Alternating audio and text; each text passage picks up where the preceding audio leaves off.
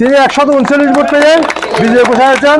তার নিকটতম প্রতিদ্বন্দ্বী ছিল বাঁশখালী চাঁদপুর সিএনজি অটোরিকশা শ্রমিক ইউনিয়নের ত্রিবার্ষিক নির্বাচনের ফলাফল ঘোষণা করা হয়েছে। ফলাফল ঘোষণার পর বিজয়ী প্রার্থীদের সমর্থক ও নেতাকর্মীদের মাঝে আনন্দ ও উল্লাসের সৃষ্টি হয়। বিভিন্ন স্থানে ফুলের শুভেচ্ছা এবং বিজয় মিছিল করতে দেখা যায় সমর্থকদের। শান্তিপূর্ণ ও উৎসবমুখর পরিবেশে ভোট গ্রহণ সম্পন্ন হওয়ার পর বিকেল 5টায় আনুষ্ঠানিকভাবে ফলাফল ঘোষণা করা হয়।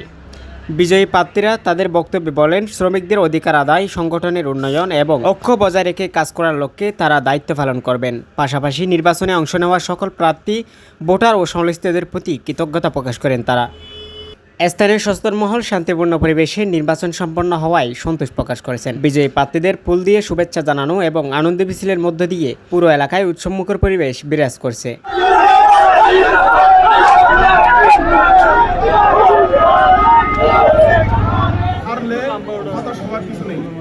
কারণ হারে তো শিখাবে কিভাবে জিততে হয়।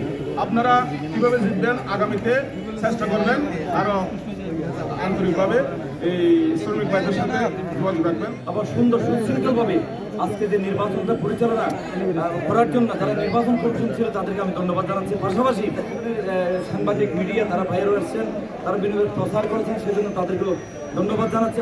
আমাদের যে ইউনিয়ন পরিষদের সকল সদস্যবৃন্দ এখানে উপস্থিত হয়ে এখানে সার্বিক সহযোগিতা করেছেন, এই জন্য আমাদের ইউনিয়ন পরিষদের সকল সদস্যকে আমরা আন্তরিক ধন্যবাদ জানাচ্ছি।